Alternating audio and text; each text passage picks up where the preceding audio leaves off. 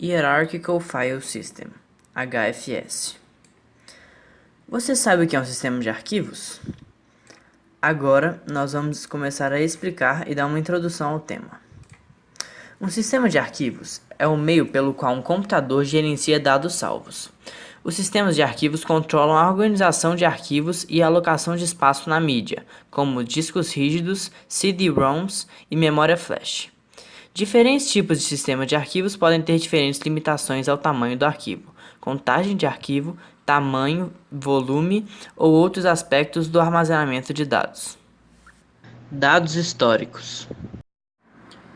O HFS é um sistema de arquivos desenvolvido pela Apple para uso em sistemas de computador que executam um macOS clássico, originalmente projetado para uso em disquetes e discos rígidos. Ele também pode ser encontrado em mídias somente leitura, como CD-ROMs. Ele foi introduzido pela Apple em setembro de 1985, desenvolvido por Patrick Dirks e Bill Brufey, especificamente para suportar o primeiro disco rígido da Apple para o Macintosh, substituindo o Macintosh File System, MFS, o sistema de arquivos original introduzido em 1 ano e meio antes no primeiro computador Macintosh. O HFS se baseou no primeiro sistema operacional hierárquico SOS, Apple Sophisticated OS, sistema operacional da Apple para o Apple III, computador pessoal produzido pela Apple de maio de 1880 até 24 de abril de 1984, que visava o uso corporativo. O MFS foi otimizado para ser usado em mídias muito pequenas e lentas, a saber, disquetes. Então, o HFS foi introduzido para superar alguns dos problemas de desempenho que surgiram com as mídias maiores, os discos rígidos.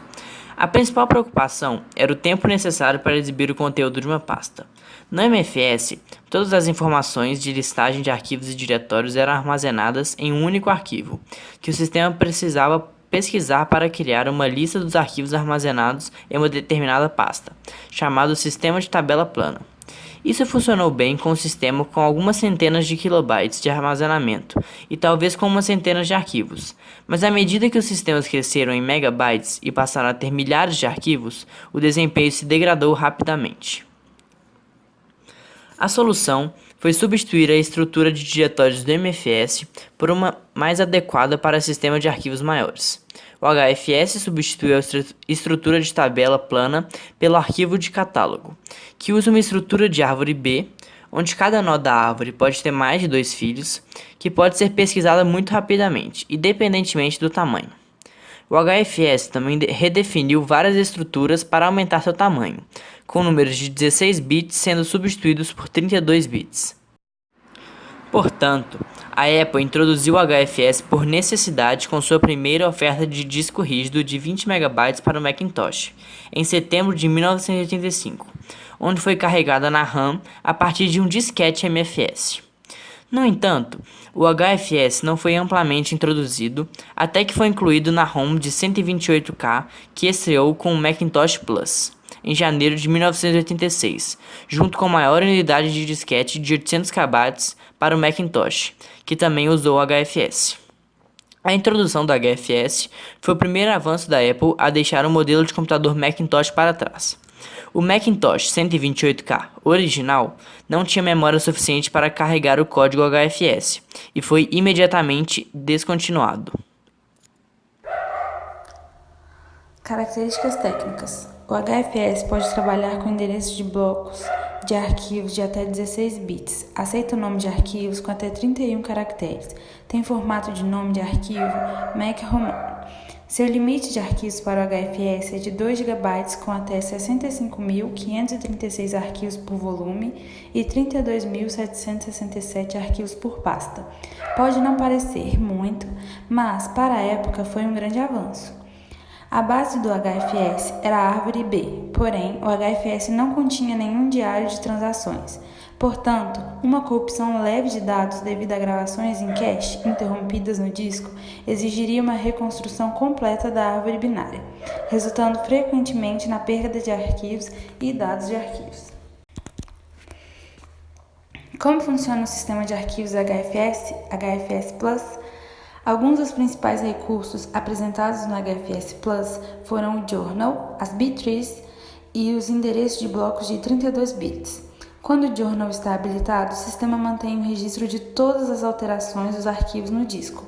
Esses registros são usados para restaurar a integridade do sistema de arquivos em caso de eventos não planejados, como desligamento ou falta de energia. O HFS+, gerencia os seus arquivos através de um conjunto de estruturas. As principais estruturas são o arquivo de alocação, o arquivo de catálogo, o arquivo de extensão de overflow e o arquivo de atributos. O arquivo de alocação controla os blocos livres e usados. O arquivo de catálogo registra todos os arquivos e diretórios no volume. O arquivo de extensão de overflow registra todos os blocos de alocação atribuídos a cada arquivo como se estende. O arquivo de atributos enumera todos os atributos de arquivo. Além disso, este sistema de arquivos ainda possui o arquivo de inicialização, usado para sistemas que não possuem suporte ao HFS+. Uma B-tree é uma estrutura de dados usada para organizar e localizar arquivos do HFS. É ideal para sistemas que usam grandes blocos de dados. As B-trees são rearranjadas após uma exclusão, o que torna a recuperação de dados do sistema mais difícil. O OS X Lion 10.7 introduziu a criptografia de volume lógico através do File Vault. A criptografia pode ser feita tanto para o HFS quanto para outros sistemas de arquivos. Isso significa um desafio adicional quando se trata de recuperação de dados HFS, pois as credenciais são necessárias para a decodificação bem-sucedida da criptografia. Outros sistemas de arquivos incluem módulos para montagem de dispositivos HFS e HFS+. O Linux, por exemplo, possui o módulo de montagem HFS+, e o Windows tem drivers somente para a leitura. Características de implementação. O HFS possui sistemas de arquivos que podem ou não implementar o journaling. Como exemplo deles, o Mac OS Extended. De acordo com a Apple, o formato Journalet foi apresentado no OS X 10.2.2 Server e sua função é aumentar a segurança quanto ao armazenamento de dados, no que diz respeito a evitar falhas de integridade em casos extremos. Sendo assim, um disco com essa característica mantém registro de todas as suas atividades e, em caso de instabilidade ou travamento do sistema, esse registro, um journal, que pode ser entendido como relatório, é usado para restaurar o estado do sistema ao que tenha sido gravado, depois do reinício do sistema. Conceito muito parecido com o rollback em banco de dados. Outro exemplo é o Mac OS Extended. É possível ter um disco HFS, mas sem a opção de journaling. Também se pode desabilitar essa função através de comandos via terminal para quem precise ganhar desempenho em computadores mais lentos. E o último exemplo é o Mac OS Extended Case Sensitive, igual ao anterior, só que sem o journaling.